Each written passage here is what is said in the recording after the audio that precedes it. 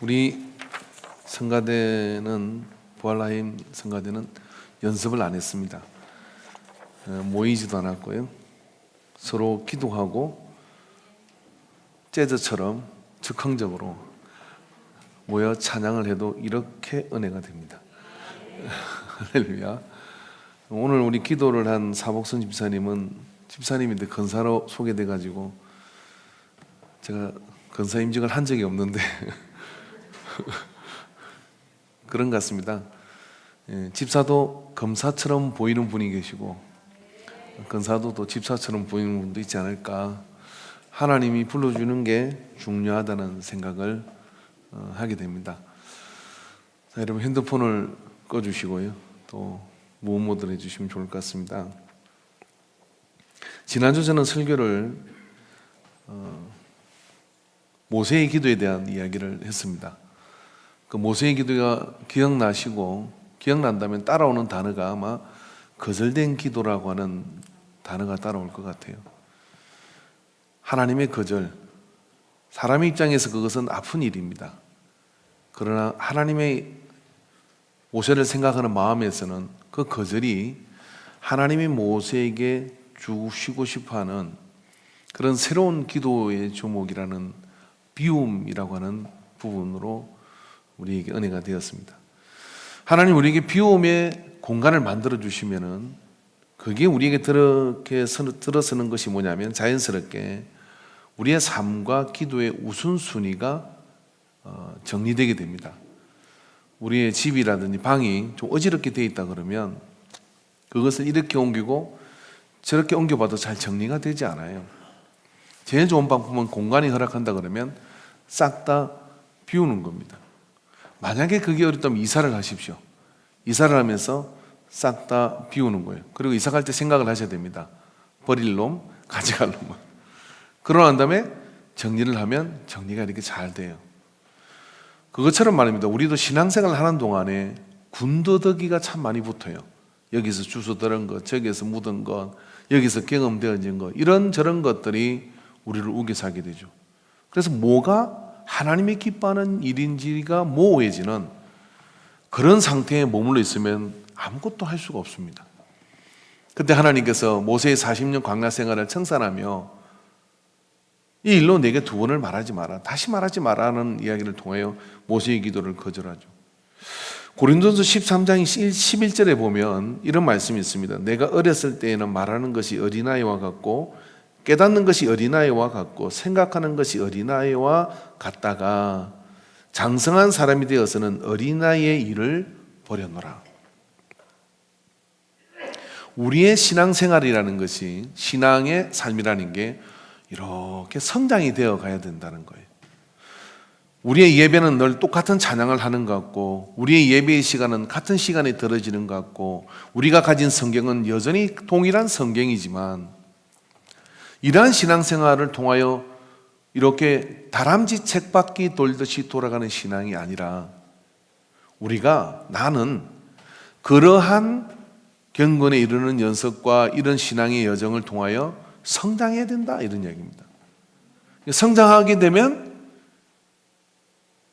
나오는 반응이 뭐냐면 말하는 것, 구하는 것, 그리고 추구하는 것, 이런 것들이 달라지게 되죠.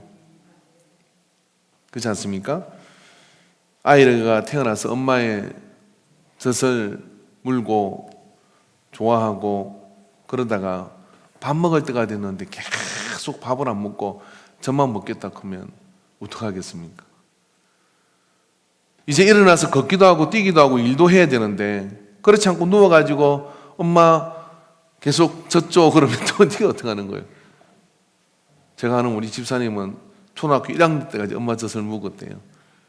그걸 자랑스럽게 얘기했더라고요. 학교 갔다가 쫓아가서 엄마 하면 엄마가 탁 해가지고 간식도 아니고 걱정스러운 아들이죠. 근데 교회 안에 예배를 드리고 신앙생활을 하면서도 그 안에서 우리가 우선순위를 이렇게 정하지 않으면, 이런 성장이 없으면 어떻게 되느냐면 늘 어린아이 같은 것들을 어린아이 같이 구하는 것들을 구하게 되는 것이죠. 그러다 보니까 어떻게 되느냐면 신앙생활이 하나님의 더 놀라운 계획하심 앞으로 나가지를 못해요. 우리가 예배에 나와서 교회 생활을 시작하면서 곡조에 맞춰서 찬양을 하는 것은 쉬운 일입니다. 왜냐하면 세상 노래도 모르고 음악이니까요. 그러나 그 가사에 부딪히는 순간이 어느 날 있어요. 그때 이제 이게 은혜구나 라고 생각을 하죠. 그리고 이제 성경을 보고 하나님의 말씀을 들으면서 좋기도 하고 마음이 감동이 되기도 하고, 이거 은혜론입니다. 말씀의 깨달음이 이제 오기 시작하는 거예요. 근데 그걸로 좀 부족합니다. 삶을 역동적으로 바꾸고 변화를 시키려면 나 스스로가 하나님을 대면하고, 그리고 예수 그리스도 이름으로 기도하는 그 생활 속으로 들어가서 그 기도의 맛을 알아야 되는 거거든요. 그 기도의 맛을 알게 되면 그 안에서 무시로 기도하게 되고, 그 기도를 통하여 내가 그냥 한풀이하고 원풀이하고 내 안에 어떤 그런 애석함을 구하고 많은 것이 아니라, 그 기도 시간을 통하여 하나님 내게 복을 주시고, 그 기도 시간을 통하여 하나님께서 내게 일어날 미래에 되어질 나와 내 가정과 또 심지어는 국가와 이 시대 속에 일어날 하나님의 계획하심들을 우리에게 일러주시는 상황이 벌어지면요, 기도 중독자가 됩니다. 사실은 기도하지 않고는 다른 일을 할 엄두를 내지 못하게 되죠. 근데 거기에 도달해야 뭐냐면 하나님의 직선적이고 그리고 온전한, 그리고 거기에서 얻어진 하나님의 주신 이거 영감이라 그래요. 그 감이 살아있을 때 설교를 들으면 그 설교가 그 수준에서 들려요. 그리고 찬양을 부르면 그 찬양을 작곡하고 작사해서 고백한 사람의 그 고백이 안에 절절히 느껴지기 때문에 그 찬양이 하늘 문을 엽니다. 더 이상의 구경꾼이 아니라 그게 맛을 보고 참여하는 자가 되는 은혜가 거기서부터 열리게 되거든요. 그래서 우리는 무시로 성령 안에서 기도해야 되고, 그리고 은혜 가운데서 우리는 그 기도의 생활 속으로 들어가서 나를 비우시는 분에게 마음껏 비워드리고, 그리고 여기 채우기를 원하는 비전을 내가 붙들고, 그렇게 할 때 그 속에서 하나님이 우리를 인도하심이 영 다른, 전혀 상상하지 못할 세계로 우리를 인도하시며 나아가게 되죠. 그런데 이 기도 시간을 통하여 우리에게 주어지는 그런 많은 신호들이 처음에는 좀 혼란스럽다고 하는 겁니다. 그래서 그런 신호들에 대해서 아예 무시하고 내 일방적인 기도만 하고 사는 분이 있는가 하면, 그 신호를 너무 극대화해서 신비주의에 빠지는 사람도 있습니다. 그런데 확실한 것은 뭐냐면은, 우리의 신앙생활이라는 것은요, 선 조치 후 기도가 되어서는 안 되고 선 기도 후 조치가 되어야 됩니다. 무슨 이야기냐면은, 내가 먼저 행동을 하고 내가 먼저 저지르려 놓고 그 다음에 하나님께 기도하는 사람이 있어요. 뭐가 일이 터지니까. 그런 다음에 아버지 이거 살려주세요, 막아주세요, 어떻게 해결해 주세요, 막 기도하죠. 그럼 또 어떻게 합니까? 저는 또 신방 가야 되고, 그리고 또 뭐 그런 문제가 있으면 이렇게 또 해야 되죠. 그러나 이런 사람이 있어요. 어떤 일을 하기 전에, 어떤 사건이 벌어지기 전에, 어떤 일이 일어날지 미래에 우리는 전혀 알 수가 없지만은 늘 하나님 앞에 무시로 기도하는 사람은 그 기도를 통해 하나님께서 아버지가 자식에게 비밀을 말하여 주는 것처럼 네가 갈 그 삶의 여정에 있어서 아버지가 계획하시고 너를 통해 이루시고자 하는 그런 일들을 그 시기와 때를 맞춰서 하나씩 하나씩 기도 시간에 보여주시기 시작하는 거예요. 그걸 붙들고 하나 붙들고 두 개 붙들고 세 개 붙들면서 그렇게 나아가는 삶이 뭐냐면 영적 삶이에요. 고린도 14장 11절에 이와 같이 장성한 사람이 되어서 어린아이 일을 버렸다 하는 이 영적 삶의 그런 청년이 된 사람, 누구냐면 바로 하나님이 그렇게 인도하는, 하나님이 주시는 기도 시간에 그 감동을 읽어내고, 그리고 그 감동을 따라 자기의 의지나 자기의 판단이나 이런 것들을 뒤따라가게 만드는 사람. 그런 사람은 호미로 막을 일을 포크레인 동원하여 막는 일이 없습니다. 그냥 호미질 슬슬슬슬 하면서 어떻게 하냐면 인생의 견고한 그런 반석을 세워가게 되는 거예요. 자, 여러분, 그러니까 이제 사람한테 물어보죠. 기도는 해야겠냐 말아야겠냐 시작. 기도는 해야 합니다. 기도하는 사람은 주변을 굉장히 피곤하게 하는 사람이에요. 기도하는 사람은 맨날 사고 치는 사람이에요. 기도하는 사람은요, 스스로 그 문제를 예방해 갑니다. 그래서 여러분, 기도는 그리스도인들에게 호흡과도 같은 거예요. 기도는 또 다른 차원으로 우리의 미래를 느끼게 하는 그런 역사인 것이죠. 여러분, 지금 밑에 주방에서 지금 아시는지 모르겠는데 지금 막 잔치를 준비하고 밑에서 지금 뭐가 여러분 뭐 할까요? 아무튼 돼지 한 마리를 지금 삶고 있고 그러면 어떻게 냄새가 이렇게 솔솔 올라오잖아요, 그죠? 밥 짓는 냄새가 나고. 여러분, 기도 시간을 통하여 하나님이 무엇을 우리의 미래에 이루고 계시는지를 그 향기를 맡을 수가 있어요. 저기 하양 냄새가 나요. 전쟁이 나겠구나. 저기 꽃향기가 나요. 꽃길이 준비되어 있구나. 기도 시간을 통하여 그런 어떤 영적인 후각이 작동하게 되거든요. 그래서 여러분, 하나님께서는 성경을 가만히 보면 어떻게 하시냐면 선지자를 통하여 예언을 하십니다. 메시아가 오실 것이다. 이스라엘을 구할 것이다. 라고 예언하면 그게 언제 됩니까? 라고 하면 그게 될성 싶은 그런 때가 되면 하나님은 도처의 기도자들에게 기도를 시키십니다. 여러분 아세요? 기도는 맨날 목사가 시키는 거죠. 그게 아니라 기도는 하나님이 우리에게 시키실 때가 있는 거예요. 기도하고 싶지 않은데 기도가 되어지는 때가 있는 것이죠.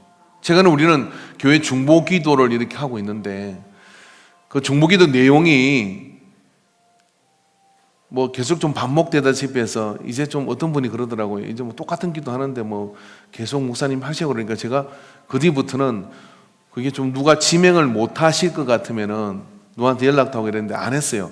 언제 끝나나 보자 그러고. 그랬더니 안 끝나고 이게 계속 가는 거예요, 지금. 어떡하려고 해서 이게 계속 가나. 전 교인이 불안감에 사로잡혀서. 그래서 언제 나 지명 당할지 모르는데 오늘 올 것 같은데. 근데 제가 참 재밌는 것은 뭐냐면은 지명하지 않은 사람을 이 사람이 이렇게 지명을 하더라고요. 자기 아는 사람 지명이 아니고 뜻밖의 사람을 이렇게 지명을 해요. 그러면서 또 다른 은혜가 있더라고요. 이분이 어떤 그런 영성을 가지신 분인가 하는 이런 것들도 알게 되고, 그래서 아마 모르긴 몰라도 전 교인이 다 한 번씩 할 때까지는 다 돌아가니까 미리 준비해 두세요. 미리. 기도 릴레이가 이렇게 일어나고 있습니다. 근데 그 기도가 바로 우리에게 기도를 이렇게 여러분 내용을 이렇게 같이 그거 가지고 우리가 밴드에 올려놓으면 같이 기도하잖아요. 같이 기도할 때 그 기도의 내용 속에 저 사람이 이 일을 알까 한 일이 그 안에 전원 읽어지는 것들이 그 속에 있어요. 참 놀랍다 하는 생각을 하게 됩니다. 그래서 하나님은 하나님의 일을 이루실 때 예언자를 통하여 예언을 하시고, 그리고 그 일이 성취되기 전에는 익명의 기도자들을 일으켜서 그 기도를 시키시는 거예요. 누가요? 하나님께서. 기도 좀 하시는 분들은 알 겁니다. 오늘 내가 기도 10분 하고 갈락했는데 막 1시간을 해버렸네. 오늘 내가 이거 가지고 애매기는 내 아들을 위해서 기도해야 되는데 애매기는 내 아들은 기도가 안 되고 막 딴 기도가 이렇게 돼가지고 시간이 채워져 버린 거예요. 그게 뭐냐면 하나님께서 그 기도를 지금 시키시는 거예요. 그래서 하나님은 하나님의 일을 이루시기 전에 기도자들을 일으킵니다. 그렇기 때문에 우리가 이유 없이 기도하고 싶은 밤이 있거들랑 지체지 않고 그 밤을 여러분 기도하셔야 됩니다. 여러분 부지 중에 기도가 집중되는 어떤 기도의 제목이 있으면 그 기도의 제목에 집중하십시오. 이게 영적 삶이에요. 그걸로 이룰 수 있는 하나님의 놀라운 역사들은 훨씬 더 많이 있습니다. 근데 문제는 기도 시간에 자신을 좀 노출시켜야 되는데 노출을 잘 안 시킨다는 거죠.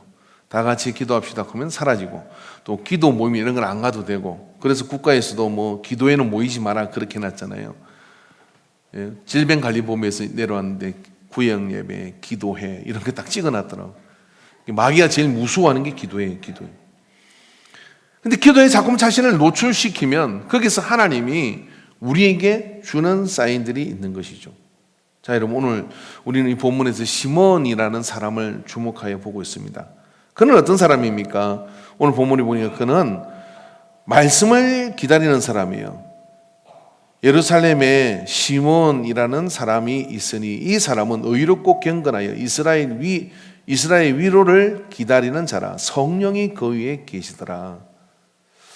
그가 주의 그리스도를 보기 전에 죽지 아니하려 하는 성령의 지시를 받았더니 라고 얘기합니다. 예수님이 유대인의 계례를 따라서 정결의식을 하기 위하여 마리아의 손에 이끌려 마리아의 품에 안겨가지고 예루살렘 성으로 올라갔습니다. 그런데 거기에 시몬이라는 사람이 성전에서 이렇게 기도하고 금식하고 그러면서 그렇게 하다가 그 위에 성령님이 거하신 영이 있는 분이에요.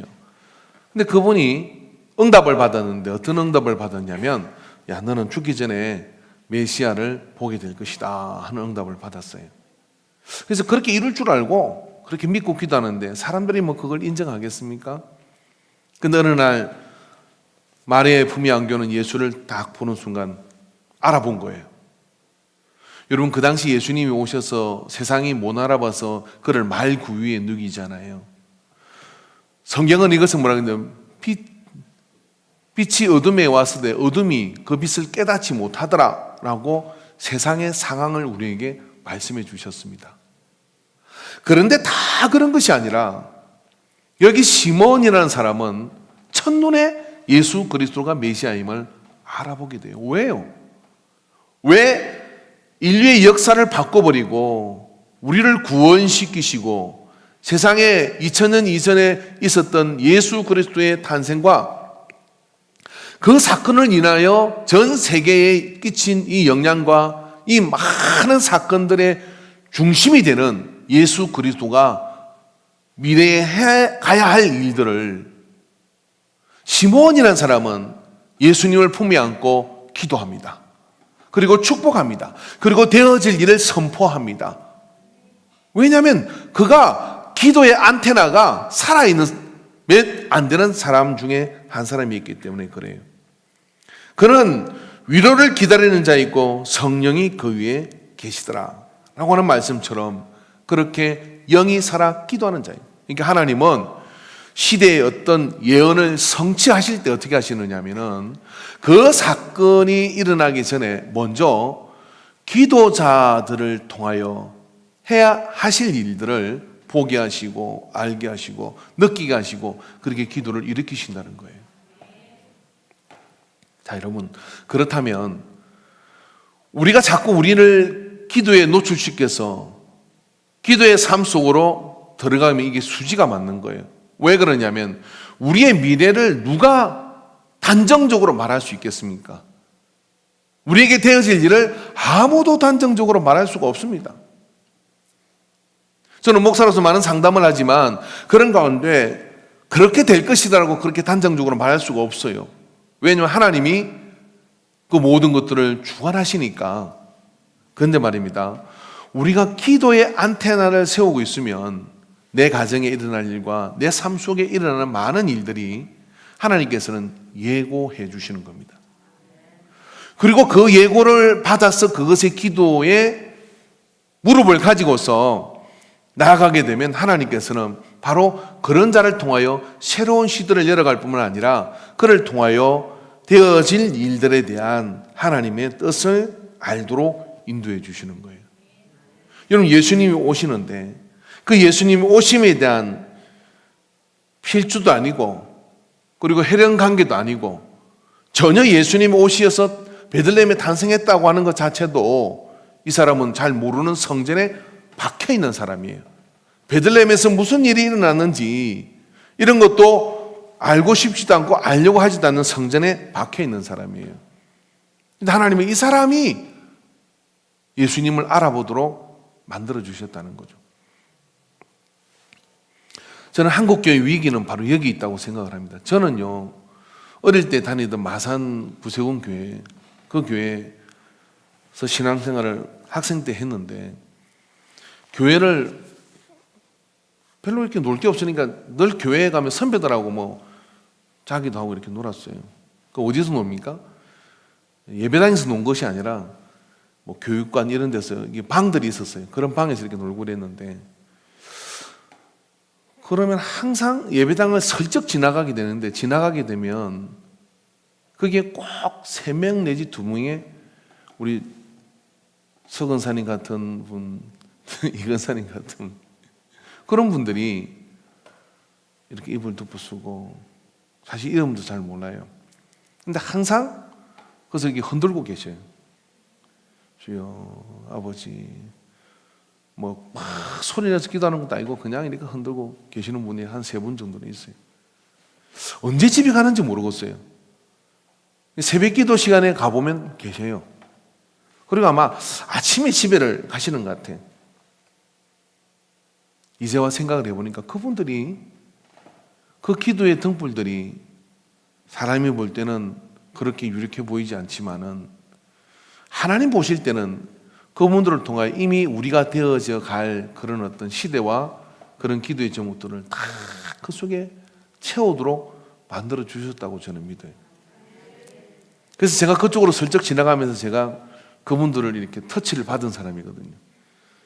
저는 그래도 뭐 믿음의 그런 족보가 있는 집에 태어나서 힘들면 예배당에 가서 엎드리겠는데 기도를 잘 하지는 못했습니다만은, 있으면 또 그 근사님이 이렇게 불도 이렇게 안 켜고 기도 등불도 뭐 조그만하게 켜놓고 전기세 아까우니까, 그러면 이 담요 같은 걸 들고 와서 여 와 일하고 있노? 그러고 덮어주세요. 그리고 이제 토닥토닥 해주시고 당신은 저기 가서 기도하시거든요. 그 토닥거림을 저는 잊을 수가 없어요. 근데 뭐라고 토닥거렸을까요? 하나님, 이 아들을 복 주시옵소서. 이 아들이 무슨 고민이 있는지 모르지만 믿음으로 잘 설 수 있도록 인도해 주십시오. 그렇게 기도했다고 믿습니다, 저는. 우리는 너무 집이 따뜻해요. 그래서 교회당에 자리를 안 펴시는 분들이 많은데, 어제 농사질 끝나면 교회 우리 자리 좀 펴봅시다. 제가 밑에 사택을 내어드릴게요. 그래서 힘들면 거기서 주무시고, 우리 교회도 그렇게 기도하는 사람이 잘 있으면 좋겠습니다. 그분들에서 예산을 집행해가지고 목욕도 보내드리고 좋은 걸 다 드리고, 그래도 아깝지 않습니다. 왜 그러냐면 그게 교회가 사는 길이거든요. 그렇게 힘들고 어렵던 시절에 교회의 뿌리가 되는 것은 뭐냐면, 기도의 안테나를 올려 성령이 그 위에 머물러 있는 분들이, 제가 다녔던 어린 그 교회만 있었겠습니까? 아니에요. 그 교회는 그래도 그 도시에서 뜨거운 교회 축에 들어가지도 않았어요. 교회마다, 도처의 모든 교회들은 그런 근사님들이 노후를 그렇게 보냈어요. 기도하면서. 그 기도의 자리를 누가 빼앗을까 싶어서 그 자리를 지키면서 그게 눈물로 방석을 적시고 마룬을 적셨던 그 영성이 우리에게는 있었죠. 그분들이 세상 돌아가는 걸 알았겠습니까? 그분들이 세상이 어떻게 치닫는 것을 알았겠습니까? 몰랐습니다. 그렇지만 그분들의 기도를 통하여 시대와 역사는 70년 평화를 누리고 얻어왔던 겁니다. 시몬은 바로 그런 사람이었습니다. 그 시몬이 그 말을 하고 축구하고 나올 때 한 여자가 또 등장합니다. 할머니 한 분이 또 등장해요. 누가복음 2장 36절부터 39절에 또 아셀 지파 바누엘의 딸 안나라 하는 선지자가 있어 나이가 매우 많았더라. 그가 결혼한 후 7해 동안 남편과 함께 살다가 가부가 되고 80세가 되었더라. 이 사람이 성전을 떠나지 아니하고 주야로 금식하여 기도함으로 섬기더니 마침 이때에 나와서, 이제 시몬으로부터 그런 예언과 그런 것들을 받고 예수님이 이렇게 마리아의 품에 안겨 나오는데, 이 안나라고는 이 할머니가 나와가지고, 마침 이때 나와서 84세의 할머니가 나와서 하나님께 감사하고 예루살렘의 속량을 바라는 모든 사람에게 그에 대하여 말하니라. 주의 율법을 따라 모든 일을 마치고 갈릴리로 돌아가 본 동네 나사렛으로 돌아갔어요. 안나란 여인의 할머니가 등장해요. 그는 어떤 사람입니까? 그는 주야로 금식하며 기도함으로 섬기던, 성전을 떠나지 아니하고 주야로 금식하며 기도함으로 섬기던. 여러분, 예수님이 이 땅에 오시는 일이 보통 일이겠어요? 그 예수님이 이 땅에 오시기 위해서 그 일을 이루는 그 얼음 밑에 흐르는 물처럼 그 시대가 주목하여 보지 않는 존재감이 별로 없는 이 시몬과 안나, 그저 늘 성전에서 맴돌고 거기서 늘 기도의 자리를 지키고 거기서 늘 그렇게 기도하는, 어떻게 보면 초라기를 끊는 84세의 이 할머니. 그러나 그가 메시아를 알아봅니다. 왜 알아봤습니까? 성전을 떠나지고 금식하고 기도함으로 예수님이 탁 왔을 때 알아보는 거죠. 육체는 후패하나 영은 살아서 민감해서 사람들은 몰라보지만 예수님을 알아보고, 이제 됐다, 이제 우리는 구원을 받았다 라고 이렇게 선포하는 거예요. 이게 여러분 바로 기도가 미래를 열어가는 이유인 거예요. 이런 어떤 메커니즘을 가지고 있는 겁니다.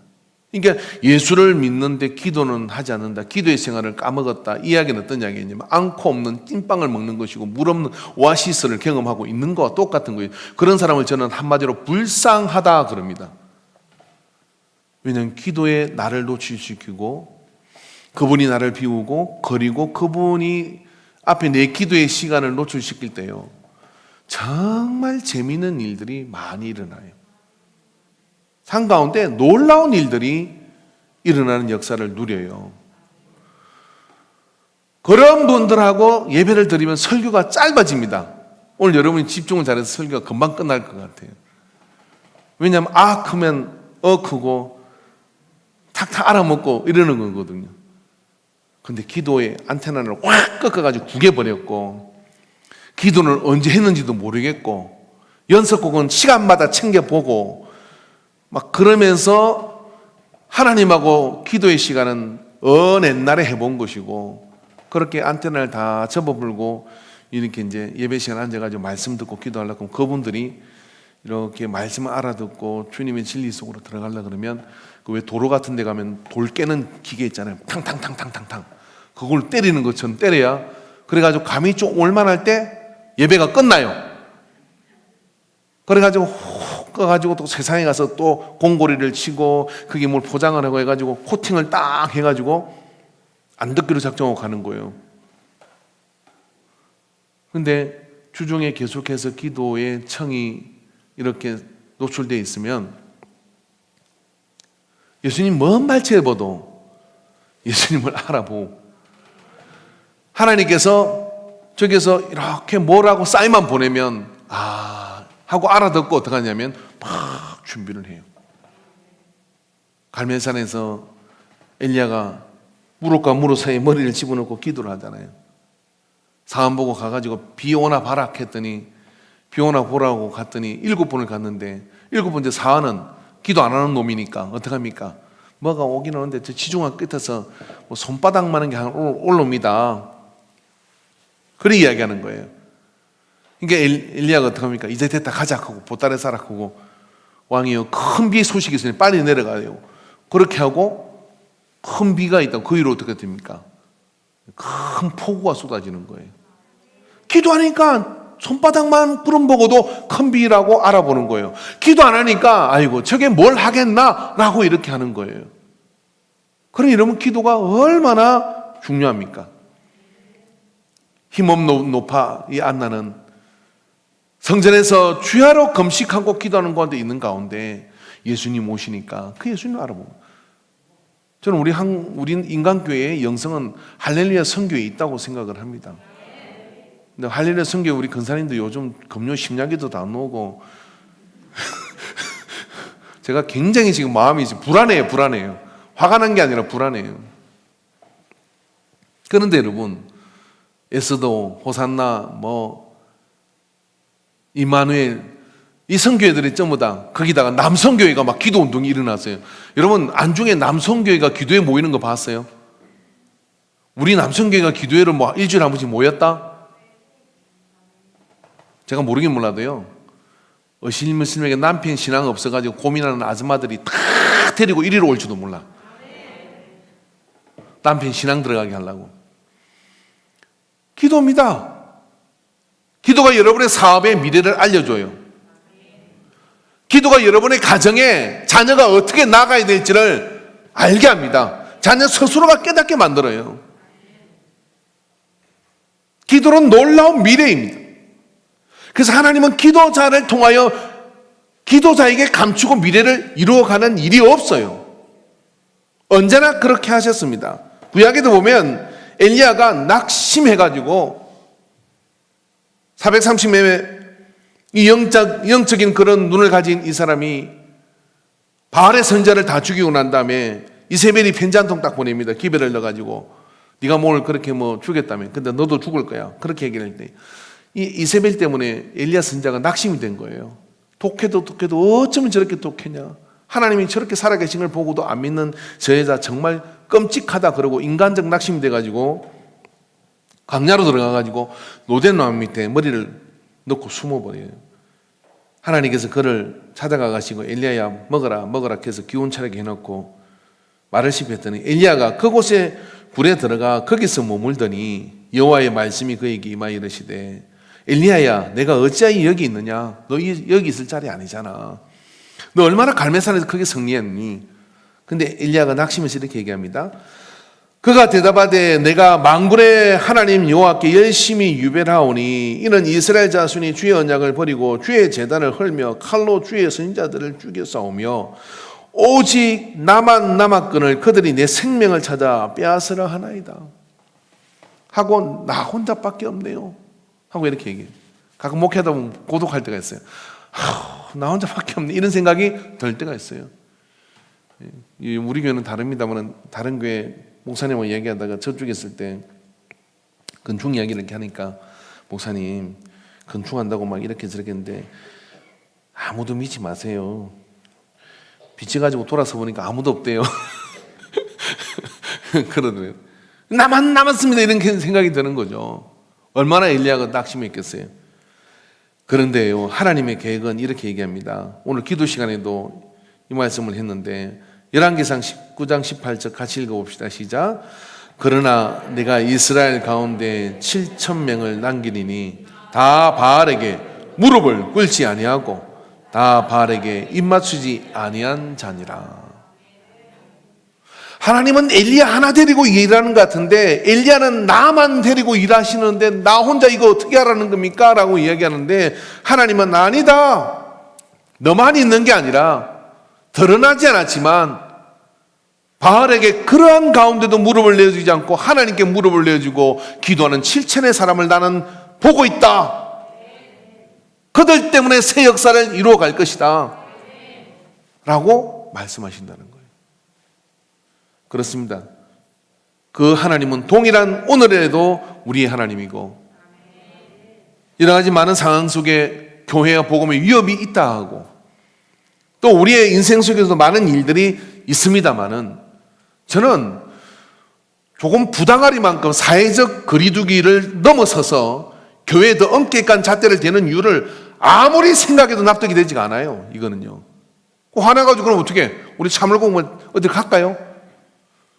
그럼 벌금은 더 맞겠지 뭐 가진 갑인데 객관적으로 갖다 대야 될 거 아니에요. 클럽하고 똑같이 클럽에는 막 춤추고 그거 다 풀어줬잖아. 그럼 우리 여기서 성가대도 못 쓰게 하면 이게 되는 일이에요. 이게 뭐 어떻게 합당하지가 않잖아요. 통계를 따져도 그렇지 않아요. 그런데 저는 이거는 세상과 건세가 마귀가 실수하는 거라고 생각해요. 왜 그러냐면은 성경을 가만히 보니까 이런 때예요. 집이 불이야 하고 불이 난 거야. 그럼 어떻게 돼요? 자던 사람도 깨요. 그리고 양동이 들고 뭐 들고 불을 끄든지 막 일어나거든요. 그래갖고 하나님이 이 마귀가 이렇게 막 교회를 어떻게 해보려고 하다가요. 막 그동안 이제 풍요롭고 이러니까 솔직히 말해서 여러분 이 사람 보세요. 우리 신앙생활 정말 개떡같이 했지 않냐 이렇게 뭐 마음대로 했잖아요. 뭐. 네 좋고 내 좋고 뭐. 그러다가 이제 이런 일이 한 번, 두 번 계속 되어지니까 얼마나 이정권이 참 고마운 분들인지 목사가 그렇게 피 터지게 얘기도 안 되는 거를 깨어나게 해가지고 교회의 소중함을 알고 눈물을 흘리고 예배의 소중함을 알고 막 사모하는 마음이 그래도 안 생기는 사람이 있죠. 뭐 어쩔 수 없어요. 근데 바르게 무릎을 내주지 않은 7천의 사람이 일어나가지고요 하나님이 새로운 부흥을 일으킬 거예요. 할렐루야. 기도에 모이지 말라고 하면 이게 뭐 어떻게 하겠어요? 그럼 기도자가 기도 안 합니까?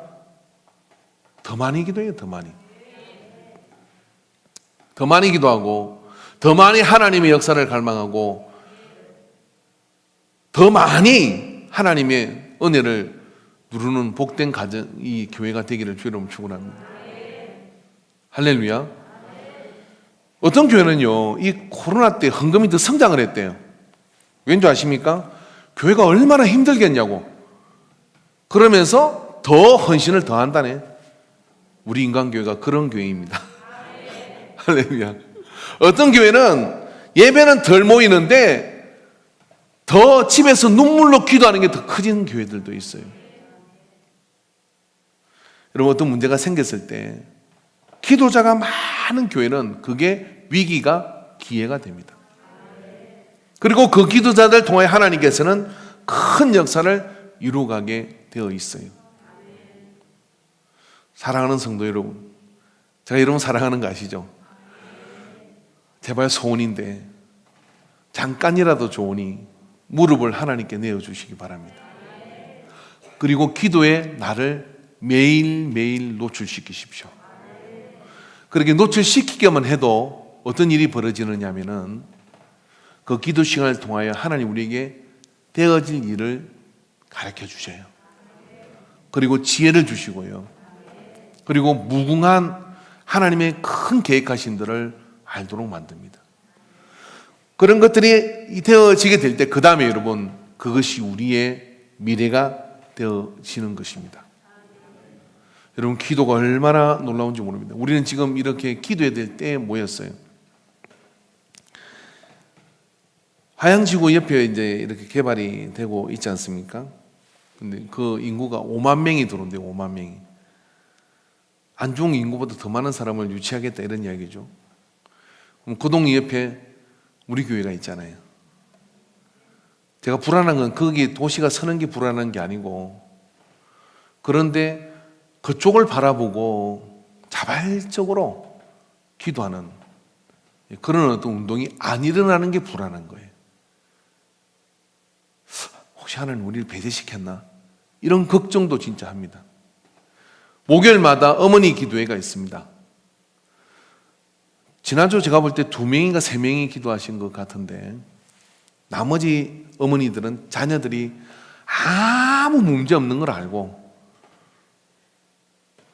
그 문제가 있는데 기도를 안 하는 것은 뭐냐면 엄마도 아니지 그거는. 그잖아요. 그럼 뭔 엄마예요?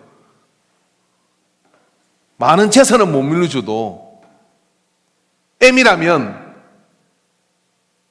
그래서 기도하는 자리에 어머니들이 모여서 자녀를 위해서 기도하자는데 오는 게 당연한 거잖아요. 한편으로 2명인가 3명 모여서 기도하는 거 보고 자녀 문제가 다 해결됐구나. 할렐루야 감사합니다. 응답입니다. 이렇게 해야 될지 아니면 자식들인 애미들을 보는 것인지 잘 모르겠더라고요. 근데 이런 사람이 자식도 없는데 어머니 기도에 놓는 사람이 있어요. 미래의 자식이 줄 줄 믿고 아직 태중에도 없는데 어머니 기도 나가 주여 내게 자녀를 주심을 감사합니다. 그러면 하나님께서 진짜 막 좋은 자녀를 줘야 되는데 어디다 죽었어요? 기도로 주여 믿습니다 하고 막 이렇게 자녀를 막 이렇게 하는 집에 죽여서 아니면 뭐 있는 애도 어디로 팽개치고 쫓아다니고 막 그러면서 기도 안 하고 이러는 집에 뭘 애먹이는 자식이 태어납니다. 그 집에는. 그래서 여러분 기도하셔야 돼요. 할렐루야. 그래서 기도의 소리가 들리고 무슨 기도라고 하면 14세 교단은 거기 있어야 돼 하고 거기에 노출을 시켜야 어떻게 되느냐면 그래서 은혜를 받고 하나님의 역사를 이루게 돼요. 근데 기도 크면 나하고는 잘 먼 거, 기도 크면 나하고는 익숙하지 않은 거라고 어느 때까지 그리 하겠냐 이 말이에요. 그러지 말고 여러분, 이 코로나 바이러스 시절에 눈물의 기도를 회복하십시오. 하나님이 주시는 기도의 제목을 붙들고 기도하고 그렇게 나가게 될 때 내가 왜 기도했는지는 나중에 알게 돼요. 내가 왜 그 문제를 갖고 그렇게 눈물을 쏟으며 기도를 했어야 했는지는 하나님이 낱낱이 가르쳐 주시거든요. 그래서 이게 기도가 되어지고 현실이 우리에게 다가오고, 그러면 그 현실 속에서 어떻게 하냐, 문제는 준비를 해서 피해를 줄이고 기회는 준비를 해서 더 크게 붙들고 가고, 일이 살아야 신앙생활이 재밌거든요. 근데 그냥 내 고집대로 사는데 기도는 안 해. 안 하니까 문제가 터지면 그때 아버지 하고 부르짖다가 문제가 해결되면 언제 그랬냐 하고 또 저질이 하고, 이거를 한평생을 해요. 희망이 없어요, 희망이. 그러니까 여러분, 우리 교회에 속한 모든 성도님들은 성기도 후 좋지 않은 기도의 자리를 이루는 복된 역사를 이루게 되기를 주의 이름으로 축원합니다. 기도합시다.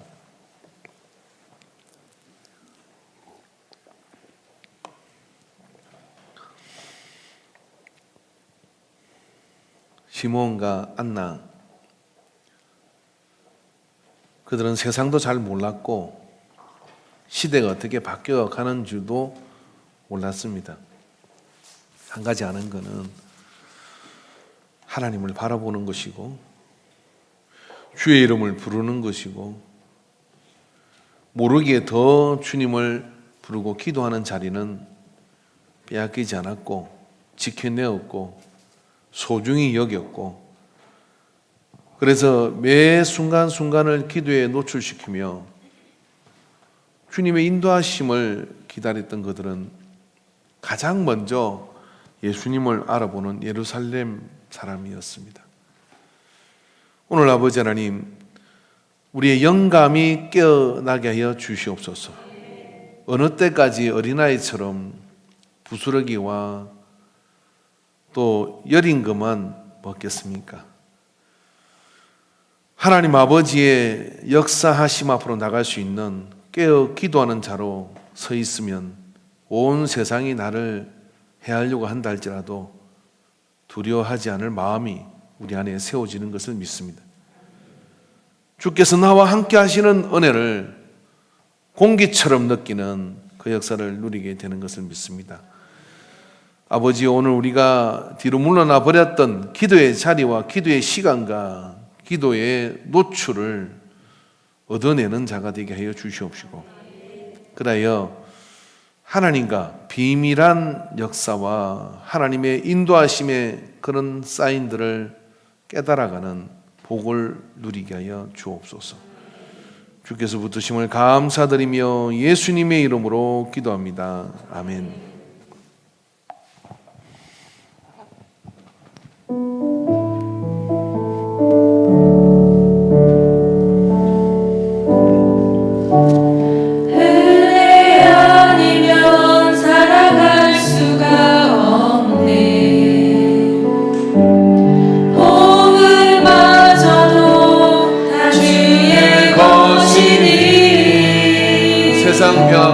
세상 평안과 위로 내게 없어도 예수, 오직 예수뿐이네.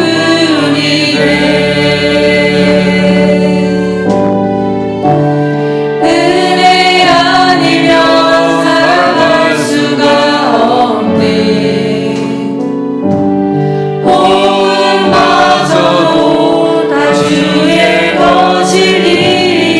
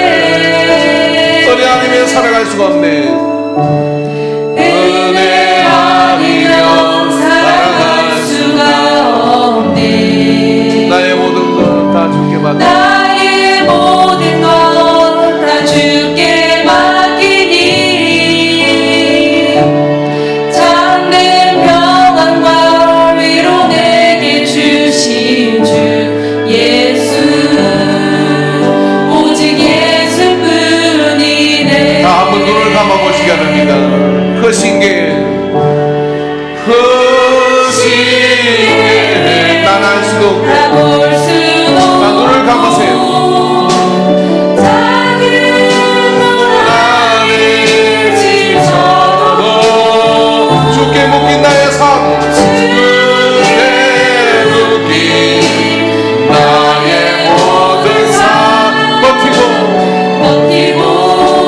견디게 하시네. 은혜 아니면 살아갈 수가 없네. 은혜 아니면 살아갈 수가 없네. 나의 모든 것 다 주께 맡기니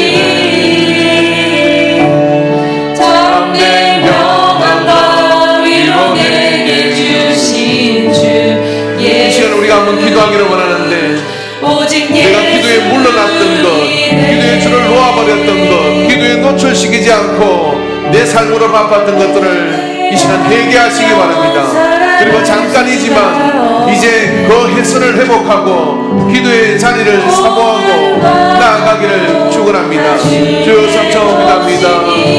주여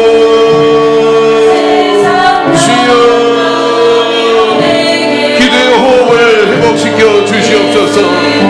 기도의 자리를 회복시켜 주시옵소서. 기도의 무릎을 회복시켜 주시옵소서. 기도의 발문을 터 주시옵소서. 주여 내 힘을 넓게 넣어 내가 채우리라고 말씀하여 주시고, 자꾸 큰 일이 이르기까지 아비가 자식에게 숨기지 아니하고 일러주시며 이끌어주시는 그 소중한 기도의 시간이 회복되게 하소서. 부서마다 기도의 시간이 회복되게 하소서. 구역마다 흩어져 있지만 영으로 만나는 기도의 시간이 회복되게 하여 주옵소서. 주여 주여 주여 주여 주여 위로 내게 주신 주 예수. 오직